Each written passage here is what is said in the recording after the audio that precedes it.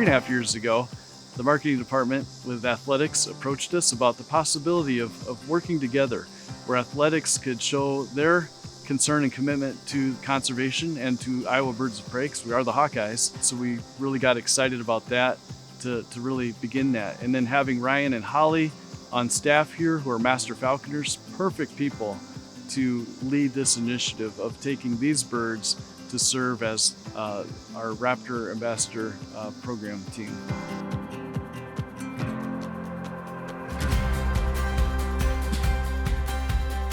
What got me started in working with birds of prey was that I discovered falconry in about 2011.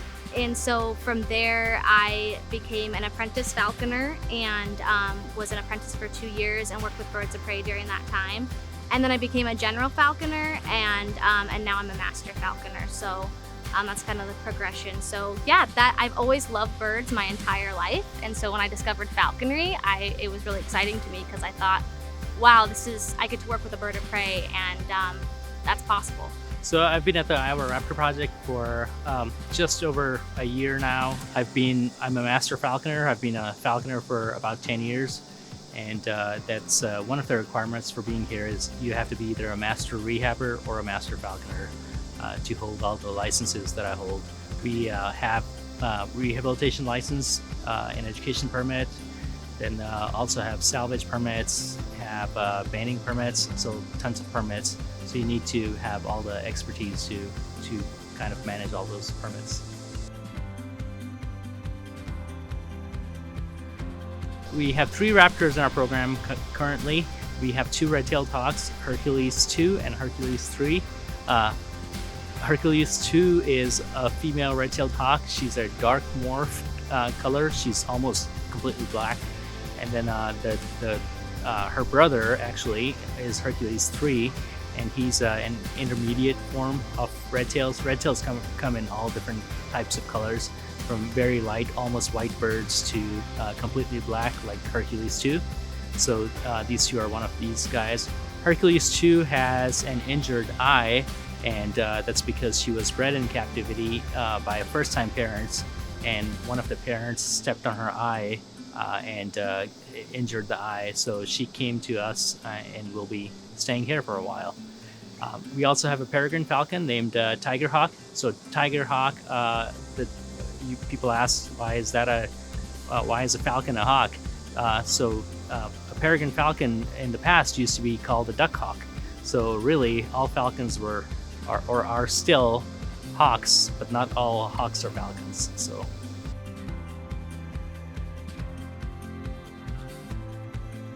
So Tiger Hawk is the Iowa logo, which features a peregrine falcon. So that's why we named him Tiger Hawk, to represent and quickly have people understand that, hey, this is that bird. And then Hercules 2 and 3, there was a Hercules 1 previously that was brought to athletics before in 30, 40 years ago, I think. And now we're bringing Hercules 2 and 3. Yeah, so this started back in 1985, 5 years before I came on the scene, with just a vision to work with birds of prey. Originally it was to work with injured birds of prey, and they did rehabilitation, and then to have some birds that couldn't be released to be used for educational programming.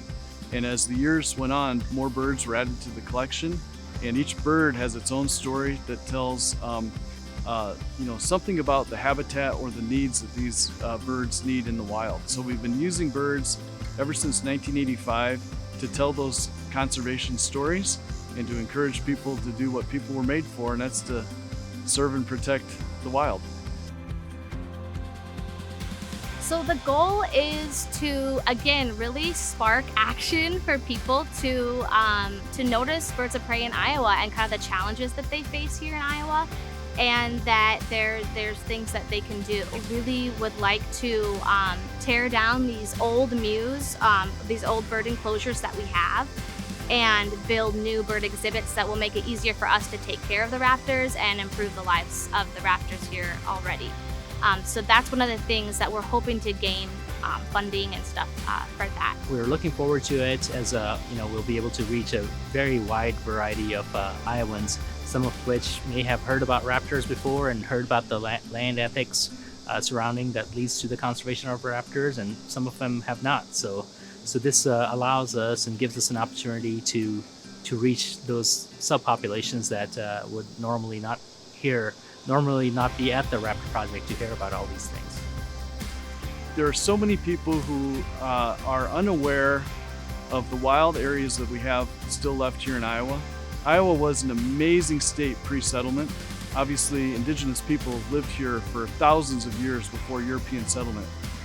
So what I'm excited about is maybe using this as an opportunity to get people to re-engage with what's wild out there, and to not only be excited about these particular raptors and these particular species, but then all the things these birds represent. They're kind of icons that tell stories of what the needs are in the environment. So hopefully the folks that enjoy the birds that we have here, yes, that they enjoy the birds, yes, they want to conserve raptors, but then they realize that raptors are just the tip of the iceberg of all the things that the environment needs to thrive.